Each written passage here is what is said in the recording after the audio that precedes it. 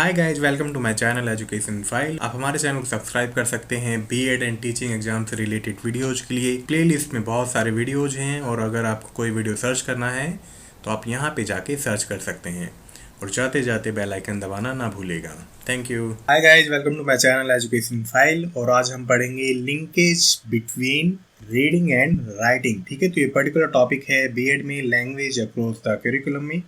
लेकिन particular topic अगर आपकी सब्जेक्ट में है, आप किसी और कोर्स से भी हो तो आप ये वीडियो देख सकते हो। ठीक है, तो बहुत छोटा टॉपिक है, बहुत सिंपल है। जल्दी से पढ़ते हैं क्या होता है। और अगर आपको वीडियो अच्छा लगे तो प्लीज़ लाइक करके जाना और चैनल को सब्सक्राइब करना ना भूलना। तो पढ़ते हैं रीडिंग और राइटिंग में किस तरह से लिंकेज है, किस तरह से बॉन्डिंग है। ठीक है, तो सबसे पहला फैक्ट क्या है, तो ये माना गया है थ्रू रिसर्च या थ्रू स्टडीज कि जो पर्सन एक्सटेंसिव रीडिंग करता है वो एक अच्छा राइटर होता है। ठीक है, अच्छा राइटर कैसे होता है, देखो। अब एक्सटेंसिव रीडिंग क्या है, बेसिकली एक्सटेंसिव रीडिंग होती है प्लेजर के लिए, जिसमें आप एक साथ बहुत सारा टेक्स्ट पढ़ते हो। ठीक है, एक्सटेंसिव रीडिंग में क्या है, हर एक वर्ड का मीनिंग ढूंढना या उसका मतलब समझना इंपॉर्टेंट नहीं होता। एक्सटेंसिव रीडिंग में क्या है, आप बहुत ज़्यादा टेक्स्ट पढ़ते हो। इंटेंसिव रीडिंग में क्या है, पर्टिकुलर वर्ड्स का मीनिंग समझ के हम पढ़ते रहते हैं। ठीक है, लेकिन एक्सटेंसिव रीडिंग में क्या है, हम बहुत सारा टेक्स्ट पढ़ते हैं, उसको कहते हैं एक्सटेंसिव रीडिंग।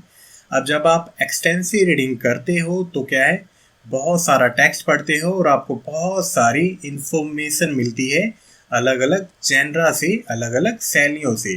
ठीक है, अब अलग अलग शैली हो सकती है, वो कोई नॉवेल हो सकता है वो कोई स्टोरी हो सकता है वो कोई पोएम हो। और जब आप डिफरेंट जेनरा पढ़ोगे तो आपको अलग अलग फील्ड से नए नए वर्ड सीखने को मिलेंगे, मतलब नई नई वोकेबलरी सीखने को मिलेगी, उसकी ग्रामर सीखने को मिलेगी, उसमें किस तरह से वर्ड्स को यूज किया गया है, किस तरह से कंजक्शंस को यूज किया गया है, किस तरह से प्रीपोजिशंस को यूज किया गया है, किस तरह से कोई पर्टिकुलर टेक्स्ट लिखा गया है। ठीक है, अब आपने रीडिंग करी, रीडिंग करके आपने ये सभी चीज़ें सीख ली। अब जब आपने ये सभी चीज़ें सीख ली, आप उसको यूज करोगे अपनी राइटिंग में। ठीक है, तो इस तरह से क्या है, रीडिंग और राइटिंग बहुत ही ज़्यादा एक दूसरे को अफेक्ट करते हैं। ठीक है, आई होप आपको समझ में आ गया होगा। तो राइटिंग या लेखन क्या है, सबसे ज़रूरी और सबसे नेसेसरी टूल है कम्युनिकेशन के लिए। कम्युनिकेट करने के लिए आपको क्या चाहिए, आपको लिखना आना चाहिए, राइटिंग आनी चाहिए, है ना।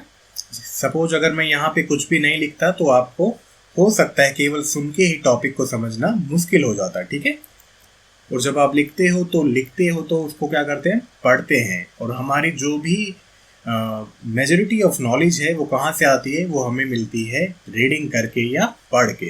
ठीक है, तो जब हमें रीडिंग करके बहुत सारी या मेजॉरिटी ऑफ नॉलेज मिलती है तो इसलिए जो लिखना है, जो लेखन है, वो बहुत ही ज़्यादा ज़रूरी है। क्योंकि लिखने से ही हम किसी भी इंफॉर्मेशन को एक हेल्पफुल मैनर में प्रोवाइड कर सकते हैं और दूसरों को हेल्प कर सकते हैं वो अपनी नॉलेज को और ज़्यादा एक्सटेंड करें रिटन मटेरियल को रीड करके या पढ़ के।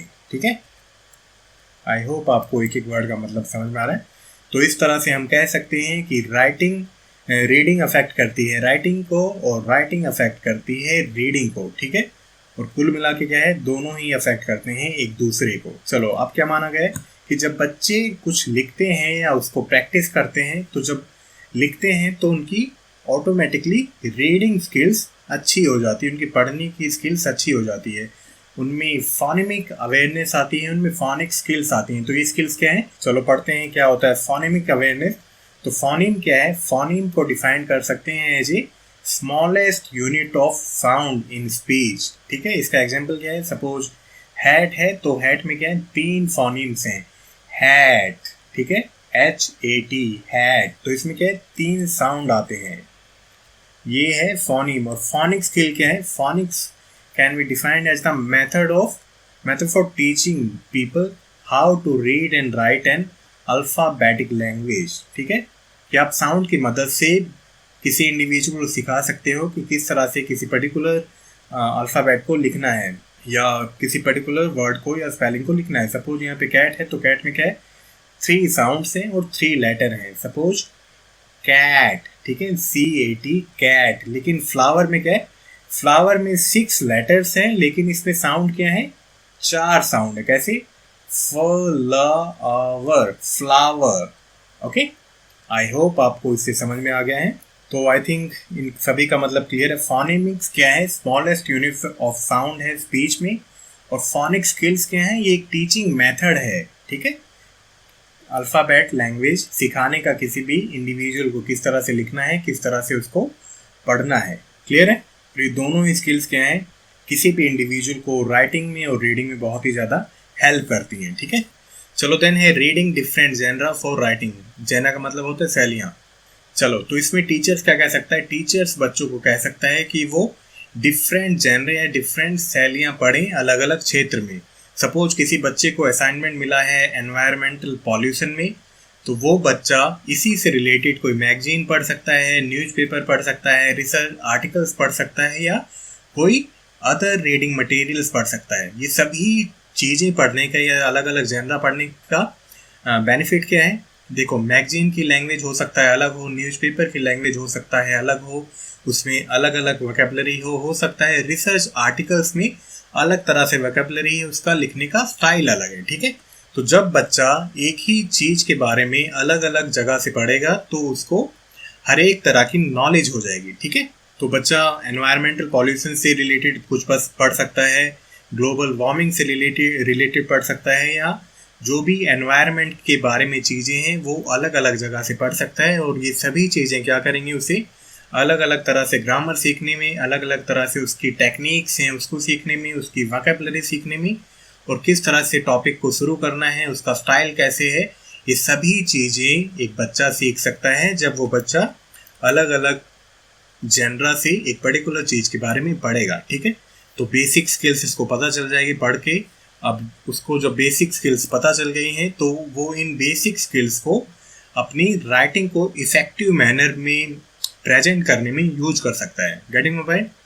है ना, सिंपल है क्या? अगर आपको देखो ग्रामर के बारे में बताया, आपको टेक्निक के बारे में बताया, आपको वोकैबुलरी आती है, तो आप अच्छे से किसी भी टॉपिक को अच्छे से लिख दोगे, ठीक है, इफेक्टिव मैनर में। तो इसलिए कहा गया है कि किसी भी बच्चे को, किसी भी इंडिविजुअल को अलग अलग जेनरा पढ़ने चाहिए। इनसे क्या है, हमें ये सभी चीज़ें सीखने में हेल्प होती है। और जब हमें बेसिक स्किल्स किसी भी आ जाएंगी तो हम बेसिक स्किल्स को कहीं पे भी यूज कर सकते हैं, ठीक है।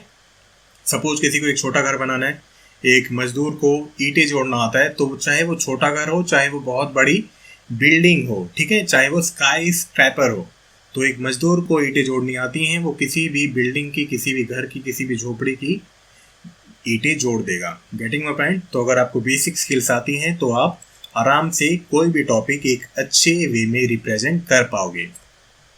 आई होप आपको समझ में आ रहा है ये टॉपिक। तो सबसे सिंपल क्या है, बच्चों को मोटिवेट करना बहुत ज़रूरी है ताकि बच्चे अलग अलग जनरा पढ़ें, अलग अलग चीज़ें लिखें जो भी उनकी चॉइस है।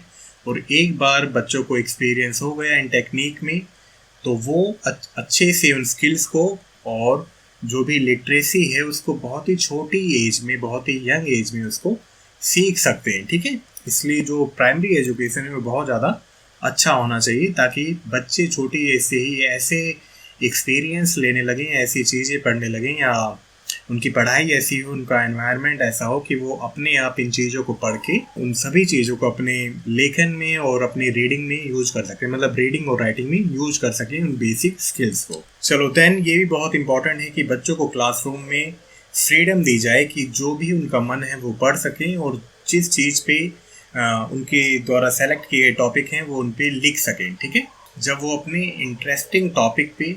ऐसा क्यों? क्योंकि बच्चों को देखो पर्टिकुलर फील्ड में, सपोज किसी स्पोर्ट्स में, किसी कॉमिक्स में, या किसी पर्टिकुलर कैरेक्टर पे अगर उनको इंटरेस्ट है तो वो उन्हीं से रिलेटेड चीज़ें ज़्यादा लिख पाएंगे, ठीक है। और ये बेसिकली क्या है, उनमें स्किल्स डेवलप करने में बहुत ही ज़्यादा ज़रूरी है। एक बार उनको बेसिक स्किल्स आ गई तो वो अपने आप कॉम्प्लेक्स चीज़ें सीख सकते हैं। इसीलिए जो बच्चों का मन है उन्हें पढ़ने दिया जाए, जिस चीज़ में उनको इंटरेस्ट आता है, जो चीज़ उन्हें मोटिवेट करती है, बच्चों को वो चीज़ें रेट करने दी जाएं और बच्चों को वो चीज़ें लिखने दी जाएं।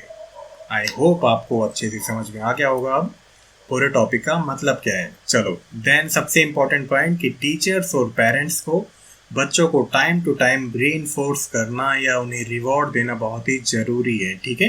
कब? जब बच्चे कोई चीज़ अच्छे से पढ़ें या उनकी राइटिंग स्किल्स किसी पर्टिकुलर फील्ड में अच्छी हो जाए या ओवरऑल अच्छी हो जाए। ठीक है, तो जो भी उनकी अचीवमेंट है इन दोनों स्किल्स में अगर वो अच्छा करते हैं तो टीचर्स के द्वारा, पेरेंट्स के द्वारा बच्चों को री इन्फोर्स करना या रिवॉर्ड देना बहुत ही ज़्यादा ज़रूरी है। क्लियर है? तो इस टॉपिक में इतना ही था। आई होप आपको एक आइडिया लग गया होगा जर्नल। बाकी आपको कहीं से भी पढ़ना है पढ़ सकते हो। बहुत ही सिंपल टॉपिक है कि किस तरह से रीडिंग और राइटिंग आपस में लिंक करते हैं, या किस तरह से रीडिंग राइटिंग को अफेक्ट करती है और राइटिंग रीडिंग को अफेक्ट करती है। ठीक है, तो आप कह सकते हो कि दोनों डायरेक्टली प्रोपोर्शनल हैं। ठीक है, एक चीज़ अच्छी होगी तो दूसरी चीज़ अपने आप अच्छी हो जाएगी। ओके, तो मिलते हैं नेक्स्ट वीडियो में। Till then bye, take care.